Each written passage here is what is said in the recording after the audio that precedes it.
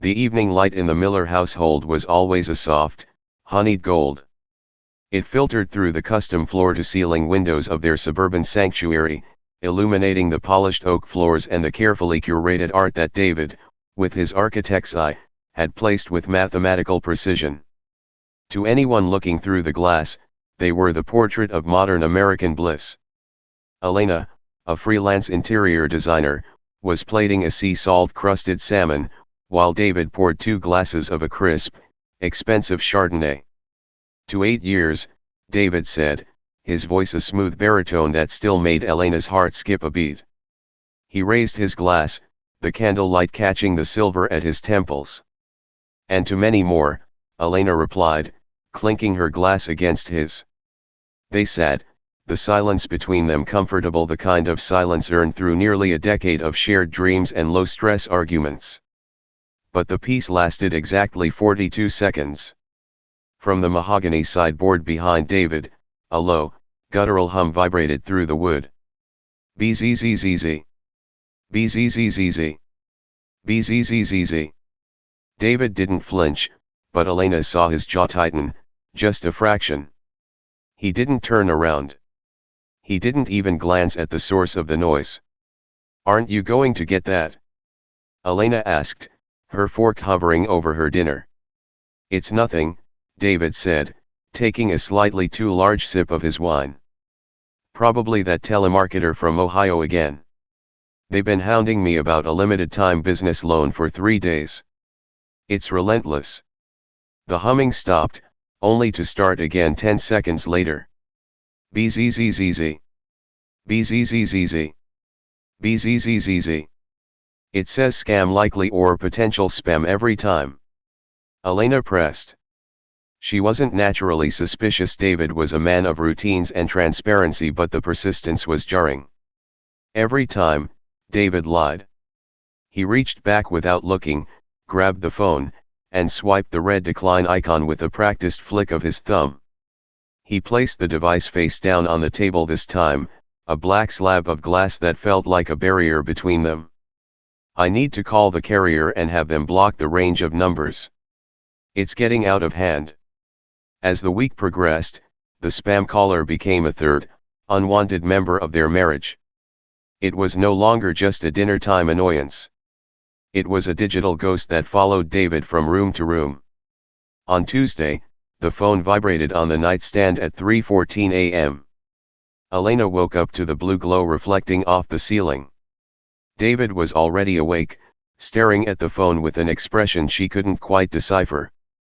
It wasn't the look of a man annoyed by a robot, it was the look of a man watching a ticking bomb.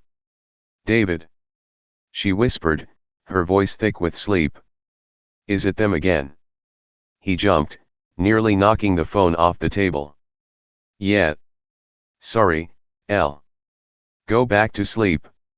I'm going to turn it on Do Not Disturb." "You should really report them," she murmured, rolling over. "That's harassment." "I'll handle it," he said. His voice was cold, a sharp contrast to the warmth of the bed sheets. On Thursday, Elena was folding laundry in the upstairs hallway when she heard David in his home office. He was supposed to be on a conference call with a firm in Chicago, but his voice was low and hissed. "I told you never to call this line. I sent the transfer. That's all you get for this month.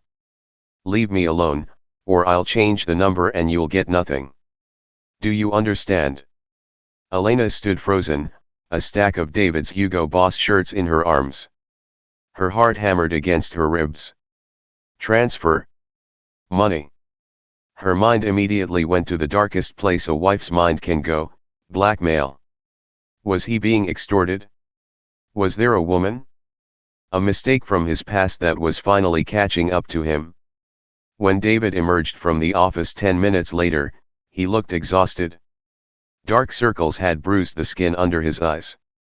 "Everything okay with the Chicago project?" Elena asked, trying to keep her voice steady. "Fine," he said, rubbing his neck. "Just, difficult clients. Everyone wants something for nothing these days." The breaking point for Elena's patience came on Sunday morning. It was their ritual to go for a 3-mile jog through the wooded trails of their neighborhood. David always carried his phone in an armband, using a fitness app to track their pace. Halfway through the trail, under the canopy of damp maple trees, the phone began to ring. Because it was strapped to his arm, David couldn't easily ignore it without stopping. Elena watched him as they ran. Every time the vibration started, David's pace would pick up. He began to sprint, his breathing becoming ragged and desperate, as if he were trying to physically outrun the signal. "David, stop!" Elena yelled, slowing to a walk. "You're going to blow out your knee." David skidded to a halt 20 yards ahead of him. He was gasping for air, his face flushed a deep, alarming red. He ripped the phone out of the armband. "I can't take it anymore," he screamed at the silent woods. He looked like he was about to hurl the $1,000 device into the creek. "Give it to me," Elena said, reaching out. "Let me talk to them. I'll threaten them with a lawyer. I'll make them stop." "No." David pulled the phone away, his grip white-knuckled. "I told you, Elle. It's handled. I'm stressed. Work is a lot. The spam is just the tipping point." He took a deep breath, smoothing his hair back, trying to reclaim the architect David persona, the man who was always in control, always structural, always sound. "Let's just go home," he said quietly. That afternoon, while David was in the garage tinkering with his vintage Mustang, a hobby he only retreated to when his mind was spinning, Elena sat in the kitchen with her laptop. She was an interior designer. Her job was to look past the surface and find the flaws in the foundation. She began to think about the spam. True spam is random. It comes from different area codes: India, South Dakota, unknown. But David had mentioned Ohio. And he had mentioned it more than once. Why Ohio? They didn't have clients in Ohio. David didn't have family in Ohio. She remembered the way he looked at the phone in the middle of the night. It wasn't irritation. It was recognition. Elena felt a cold shiver run down her spine. She realized that for the last 2 weeks, she hadn't been living in a house of gold, but a house of glass. And someone from a 614 area code was throwing stones. She looked out the window at the garage. The door was shut. The sound of a wrench hitting the concrete floor echoed faintly. "Who are you, David?" she whispered to the empty kitchen. She decided then that the next time the phone rang, she wouldn't ask him who it was. She wouldn't suggest he block the number. She would find out for herself. Because the spam caller wasn't a salesman, and they weren't selling a loan. They were calling for a father. And the scam likely was the man sitting in her garage. The Monday morning sun was too bright. It felt accusatory, spilling across the white quartz countertops of the kitchen like a spotlight on a stage where the actors had forgotten their lines. David had left for the office early, citing an urgent structural issue at the downtown site, but he had forgotten his second most important tool, his gym bag. Elena stood in the mudroom, staring at the black nylon bag. She knew his routine. He would realize he'd forgotten it halfway to the city, curse under his breath, and then if the spam caller was indeed just a telemarketer, he would simply go to the office and skip his midday workout. But David didn't just skip things. He was a man of structural integrity. 10 minutes later, the roar of his Mustang echoed in the driveway. Elena didn't move. She watched through the side light window as David climbed out of the car. He wasn't walking with his usual confident stride. He was jogging, his shoulders hunched, his eyes darting toward the house as if he were expecting an ambush. He burst through the door, startled to find Elena standing there with his bag in hand. "Oh. Elle. You're still here," he panted. He took the bag, but his eyes weren't on her face. They were scanning the kitchen counter behind her. I forgot my phone. I must have left it when I was charging it by the sink.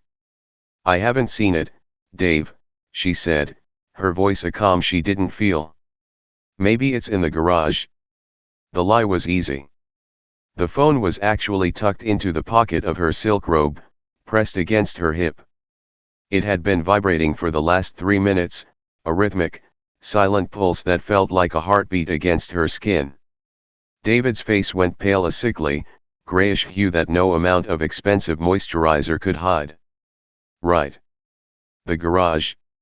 I'll check. As soon as the door swung shut, Elena pulled the phone out. She shouldn't have known the passcode. David was private about his tech, not out of secrecy, he'd always claimed, but because he hated people touching his calibrated settings. But Elena was an observer. She had watched him thumb in the code 1,000 times while they sat on the couch, 0-8-1-4. Their anniversary. August 14th. The irony felt like a physical blow. He was using the date of their union to guard the wall of his secrets. The screen flickered to life.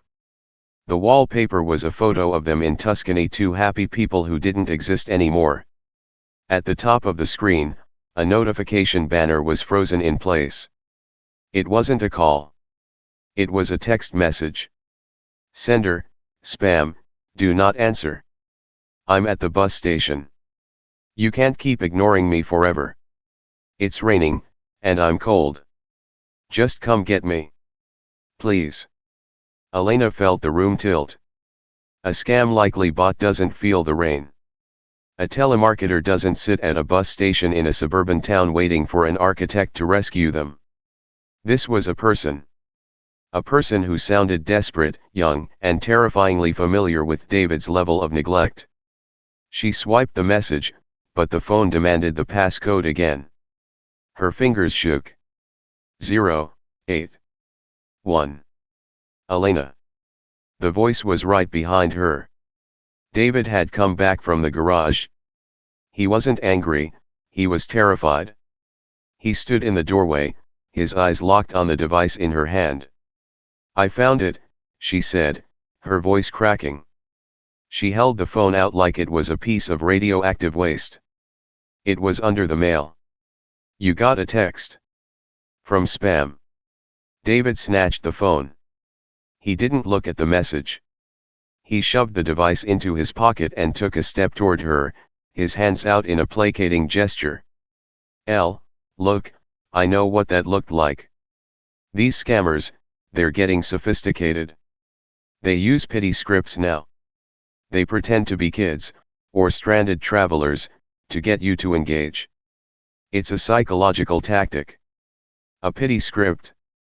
Elena laughed, a jagged, hysterical sound. David, they mentioned the bus station. Our bus station. On Elm Street. How would a bot in Ohio know where our bus station is? GPS spoofing, David said instantly. Too fast. He had an answer for everything. They track your IP, they find your local landmarks. It's all automated. Don't let them get in your head, honey. It's just noise. He kissed her forehead, a cold, perfunctory brush of lips, and vanished. Elena spent the next 3 hours in a state of clinical detachment. She didn't cry.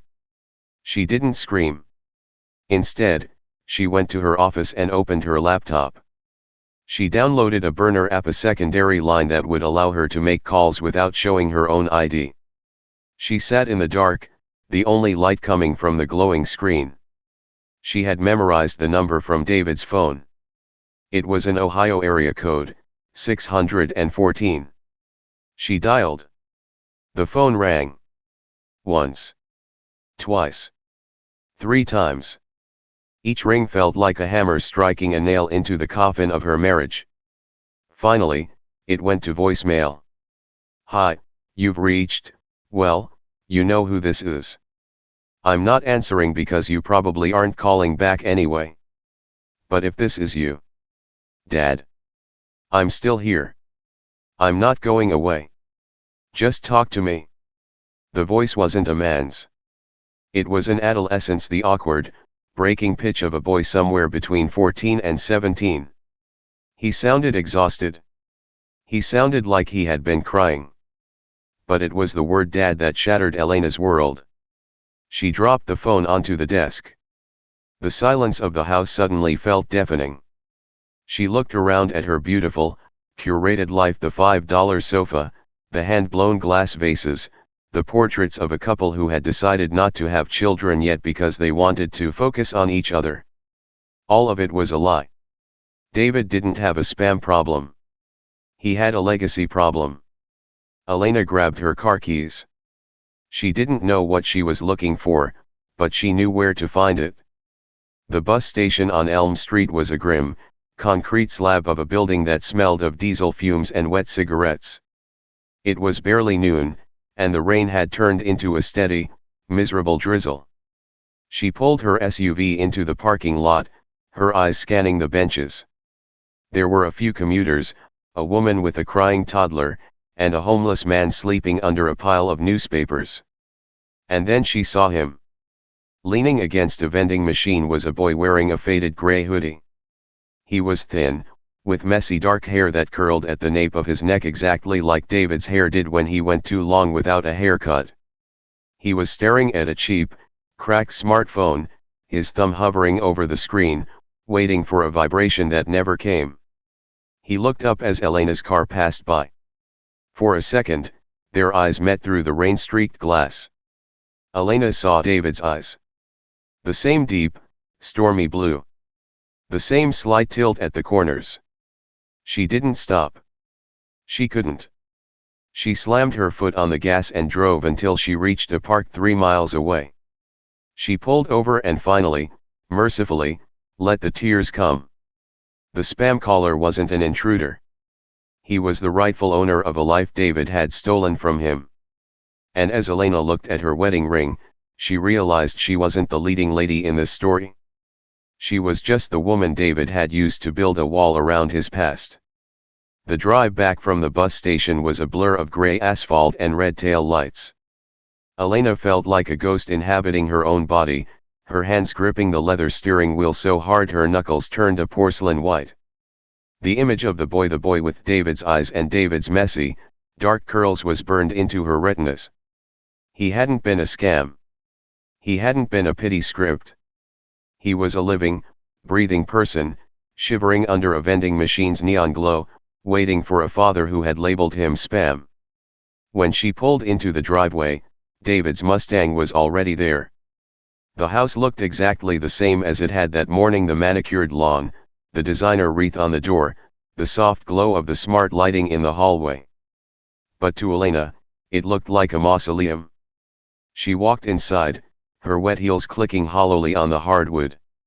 "Elle? Is that you?" David's voice drifted from the kitchen. He sounded cheerful. Almost too cheerful. "I thought you were at the design studio. I picked up some of those Thai noodles you like from the place on 4th. Elena stood in the doorway of the kitchen. David was plating the food, his sleeves rolled up, revealing the expensive watch she had bought him for his 35th birthday. He looked so wholesome. So stable. "You're home early," she said. Her voice felt like it was coming from a long distance. "Yeah, the site visit got rained out," he said, not looking up. "The foundation isn't ready for the pour. Too much mud. It's better to wait for a dry spell than to build on something unstable, right?" The irony was so thick Elena almost choked on it. Build on something unstable. "Right," she whispered. She watched him eat. She watched him talk about a new zoning law. She watched the man she had loved for nearly a decade, searching for the crack in his armor. How could he sit there and chew pad thai while his son was shivering at a bus station 3 miles away? How many times had he done this? How much of their perfect life was funded by the silence he had bought? After dinner, David announced he was going to take a long, hot shower to wash off the day. Elena sat on the edge of their bed, staring at the darkened window. The rain had picked up again, drumming against the glass like 1,000 insistent fingers. The shower started. The steam began to curl from under the bathroom door, smelling of expensive sandalwood soap. And then, it happened. David had left his phone on the nightstand. He usually took it into the bathroom with him, a habit Elena had previously attributed to his workaholic nature. But tonight, he had been careless. Or perhaps he thought he had finally convinced her. The phone vibrated. Bzzzzz. Bzzzzz. Elena didn't hesitate. She didn't think about privacy or boundaries. Those things were for people who didn't live in a house of lies. She reached out and grabbed the device. Sender, spam, do not answer. This time, it wasn't a text. It was a call. The screen showed a silhouette of a caller ID, pulsing with a sinister persistence. Elena looked at the bathroom door. The sound of the water was a steady, rhythmic roar. She took a deep breath, her heart hammering against her ribs like a trapped bird, and slid the green bar to the right. She didn't say hello. She just pressed the phone to her ear and waited. The silence on the other end was heavy, filled with the static of a poor connection and the distant sound of wind. Then, a voice broke through. It was the voice from the voicemail, but sharper now, more desperate. Dad? Dad, please don't hang up. The security guard says I can't stay here much longer. My phone is almost dead. I don't have enough money for a hotel, and the bus back to Columbus doesn't leave until tomorrow morning. Elena felt the air leave her lungs. The boy's voice cracked on the word hotel.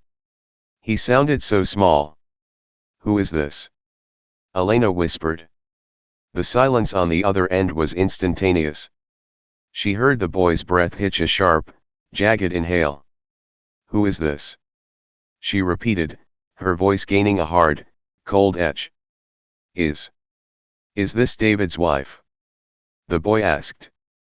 His voice was trembling now. I'm sorry. I shouldn't have called. He told me not to call the house. He said he'd send the money if I just stayed away. I saw you today, Elena said, her eyes fixed on the bathroom door. At the bus station. You have his eyes. I have his everything, the boy said, a flash of bitterness cutting through the fear. That's why he hates me, isn't it? Because I'm a reminder of the mistake. How old are you? 16. My name is Leo. The bathroom door creaked open. David stepped out, a towel wrapped around his waist, his skin pink from the heat. He was rubbing a smaller towel over his damp hair when he stopped dead. He saw Elena. He saw the phone pressed to her ear. He saw the look in her eyes, the look of a woman who had just watched her entire world burn to the ground. "L," he said, his voice dropping to a low, dangerous register. "Give me the phone." Elena didn't move. She held the phone out, the in-call timer ticking upward in glowing green numbers. 048, 049, 050. Leo is on the line, she said. Her voice was remarkably steady, the kind of stability you only find when you have nothing left to lose. He says the security guard is kicking him out. He says he's cold, David. He says he's 16 years old. David's face didn't just go pale, it went vacant. The architect was gone. The man who could calculate the load-bearing capacity of a skyscraper couldn't find the words to support the weight of his own secret. He lunged for the phone, but Elena pulled it back, standing up. "You told me it was spam," she hissed. "You told me it was a scam from Ohio. You sat across from me at dinner and lied about a child. Your son." "It's not what you think," David pleaded, his hands shaking. "It was a long time ago. Before you. I didn't even know he existed until 6 months ago. I was trying to protect us, Elle. I was trying to protect you. Protect me." Elena laughed, and it was the most painful sound David had ever heard. "You were protecting your image. You were protecting this museum we live in. You let a 16-year-old boy sleep in a bus station while you ate sea salt salmon. She looked down at the phone. Leo? Are you still there? There was no answer. The line had gone dead. Either the battery had finally given out, or the boy had heard enough of his father's cowardice to realize that there was no rescue coming. Elena looked at David. He looked smaller now, his expensive physique and his successful career stripped away, leaving only a man who was terrified of the ghost he had created. Get dressed, Elena said, grabbing her coat from the bed. Where are we going? David asked. We're going to find your son, she said, her voice like iron. And if he's gone, David, if anything has happened to him, don't bother coming back to this house. Because the only spam in this life is you. She walked out of the room, leaving David standing in the steam of his own deceit. The ghost was no longer in the machine. It was in the rain, in the streets, and it was finally coming home. The interior of the Volvo was a sensory deprivation chamber of luxury. The heated leather seats warmed Elena's back, and the ambient lighting glowed a serene, mocking blue. Outside, the world was a chaotic smear of rain and shadows. David sat in the driver's seat, his hands gripping the steering wheel at 10 and 2, his knuckles white enough to glow in the dark. For 10 minutes, the only sound was the rhythmic thwack-thwack of the windshield wipers. Elena stared out the side window, watching the familiar landmarks of their upscale neighborhood, the tennis club, the organic grocer, dissolve into the gloom. Talk, Elena said. It wasn't a request. It was a command. David swallowed hard. His throat made a dry, clicking sound. It was 17 years ago, I was 22. Just an intern at a firm in Cincinnati. I met Sarah at a coffee shop near the office. She was vibrant. Different from anyone I'd ever known. Don't give me the romance novel version, David, Elena snapped, her eyes flashing toward him. Give me the truth. David winced. We were together for 3 months. It was a summer fling. When the internship ended, I got a job offer in Chicago. Sarah told me she was moving back to her parents' place in Columbus.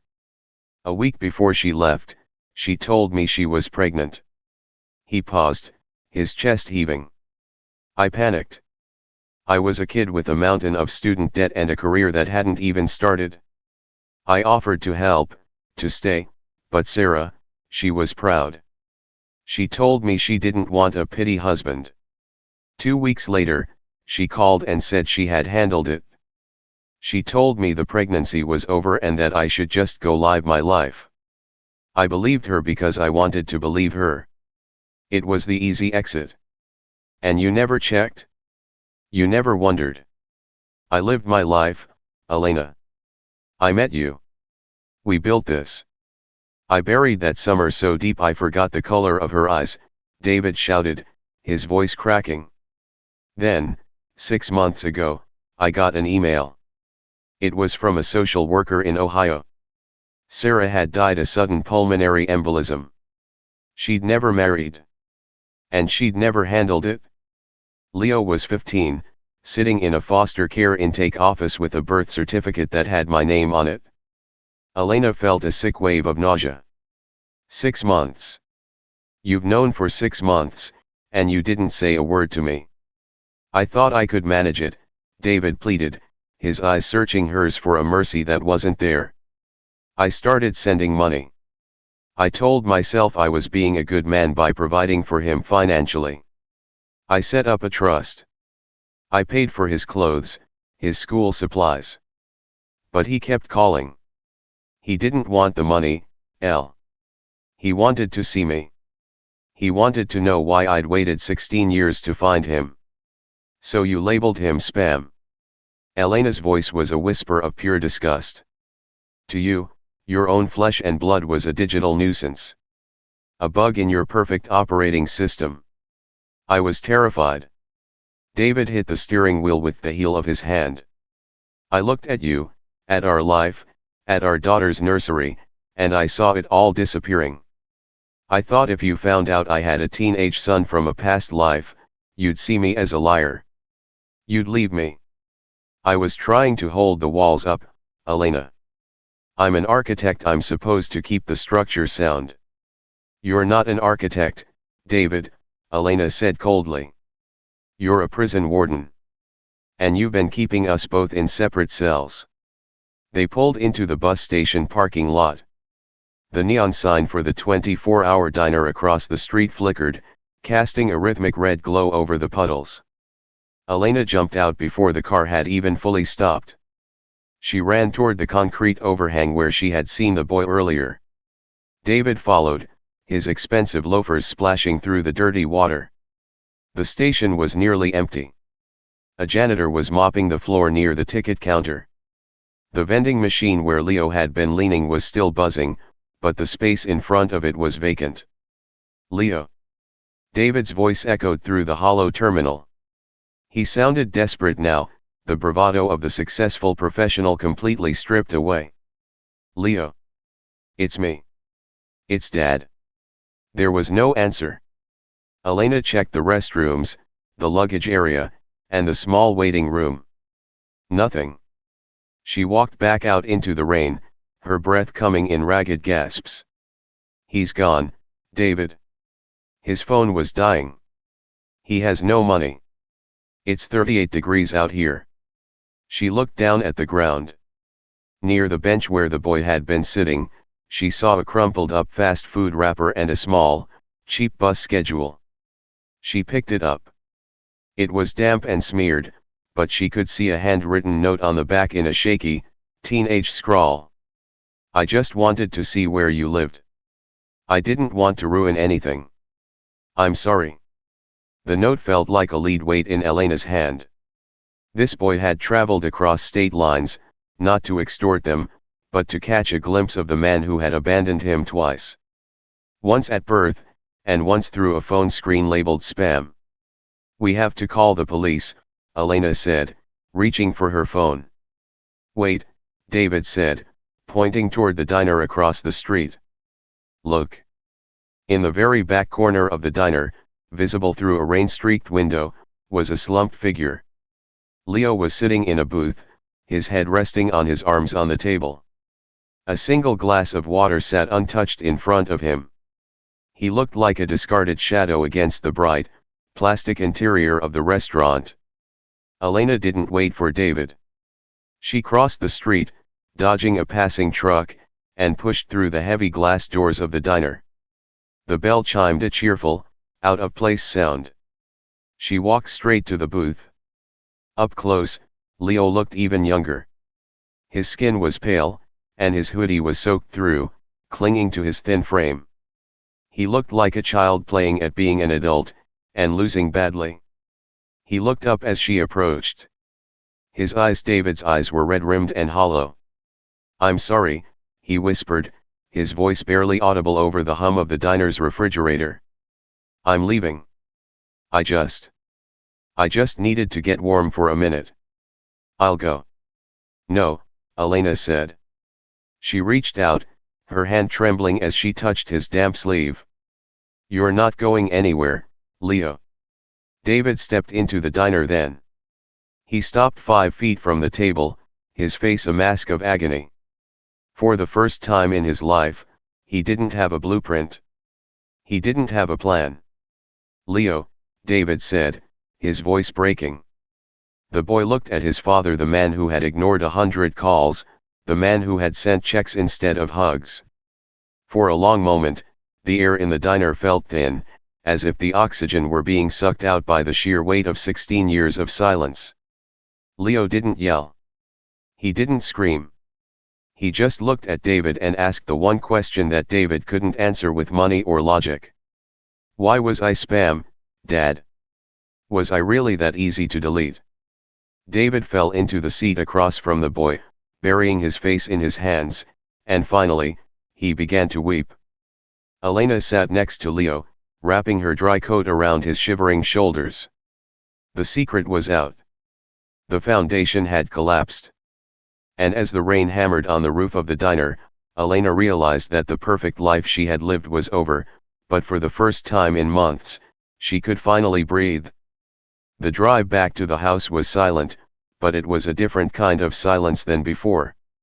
It wasn't the heavy, suffocating silence of a secret held under pressure, it was the hollow, exhausted quiet that follows a natural disaster.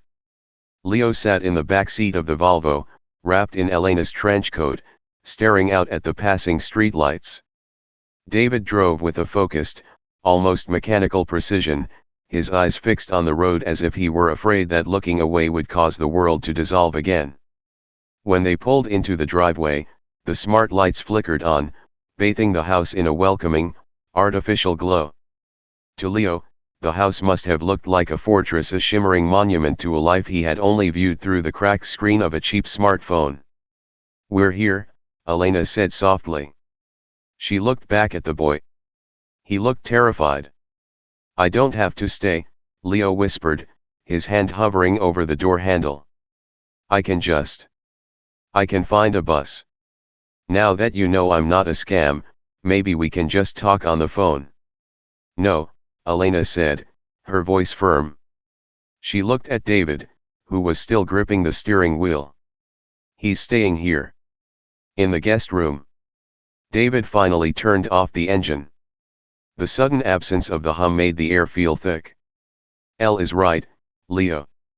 You're not going back to a station. Not tonight. Not for a long time." Walking into the house felt like an intrusion. Leo moved tentatively, his wet sneakers squeaking on the polished hardwood. He looked at the minimalist art, the designer furniture, and the silver-framed photos of David and Elena on their various vacations. He was a smudge of gray on a canvas of white. "The guest room is upstairs," Elena said. She was operating on pure adrenaline and maternal instinct for a child she hadn't known existed until 4 hours ago. "David, get him some dry clothes. Yours will be too big, but they'll be warm." David disappeared into their master suite and returned with a pair of fleece sweatpants and a thick hoodie. He handed them to Leo with a look of profound apology. "The bathroom is right through that door. There are clean towels in the cabinet. Take as long as you need." As Leo closed the door to the guest room, the click of the latch echoed through the hallway. Elena and David stood in the corridor, two strangers who had shared a bed for 8 years. "I don't know what to say," David began, his voice a ragged shadow of its former self. "Then don't say anything," Elena replied. She walked past him toward the kitchen. "I'm making tea. And then we're going to sit down and figure out how we tell Maya." Maya. Their 6-year-old daughter was asleep in the room at the end of the hall, her walls covered in glow-in-the-dark stars.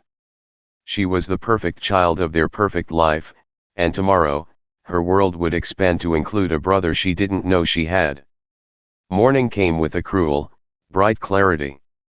The rain had stopped, leaving the world washed clean and smelling of damp earth. Elena was in the kitchen by 6 a.m. She had set the table not with the usual 2 placemats, but with 4. She had made pancakes, bacon, and a pot of coffee that was strong enough to wake the dead. Leo was the first to come down. He was wearing David's oversized hoodie, the sleeves rolled up several times. He looked smaller this way, more like the child he still was and less like the problem David had tried to pay away. "Good morning," Elena said, sliding a plate of pancakes toward him. "Thanks," Leo muttered, sitting at the edge of the chair as if he expected it to be snatched away. A few minutes later, the sound of small, thumping footsteps came from the stairs. Maya ran into the kitchen, her hair a bird's nest of blonde curls, clutching a stuffed rabbit. She stopped dead when she saw the stranger at the table. David followed behind her, looking as if he hadn't slept a minute. He knelt down beside his daughter. "Maya, honey, this is Leo. He's a relative. He's going to be staying with us for a while." Maya looked at Leo, then at the pancakes, then back at Leo. "Is he a prince?" she asked with the blunt curiosity of a 6-year-old. "He's wearing daddy's clothes." Leo let out a small, startled puff of a laugh. It was the first time Elena had heard him make a sound that wasn't tinged with sorrow. "No," Leo said, his voice a bit steadier. "I'm not a prince. I'm just Leo." "Okay," Maya said, climbing into the chair next to him. "Do you like syrup?" "I like a lot of syrup." The breakfast was awkward, filled with the clinking of silverware and David's stuttered attempts at conversation. But the tension began to melt, slowly, under the heat of the morning sun. After Maya went to the living room to watch cartoons, David reached into his pocket and pulled out his phone. He laid it on the table between himself and Leo. He unlocked the screen and went to his contacts. He scrolled down to the entry labeled spam, do not answer. With a trembling thumb, David hit edit. He deleted the words. He paused, looking at Leo, then typed in 4 letters, Leo. "I'm sorry," David said, his voice thick with emotion. "I spent 6 months trying to keep you out of my life because I was a coward. I thought I was protecting what I had, but I was just losing the only thing that actually matters, the truth." He pushed the phone toward Leo. "It's not spam anymore. It never should have been." Leo looked at the phone, then at his father. He didn't offer a hug, he wasn't ready for that. But he reached out and touched the phone, a small nod of acknowledgement passing between them. Later that afternoon, Elena stood on the back deck, watching David and Leo in the yard. They weren't talking much. David was showing Leo how to work the mower, and Leo was listening with a focused intensity. The marriage wasn't fixed. Elena knew that. Every time she looked at David, she still saw the man who had lied to her for 6 months. She saw the man who had let a child suffer while he lived in luxury. Trust was a structure that had been demolished, and rebuilding it would take years of back-breaking emotional labor. But as she watched Leo kick a soccer ball toward Maya, she realized that the house was finally becoming a home.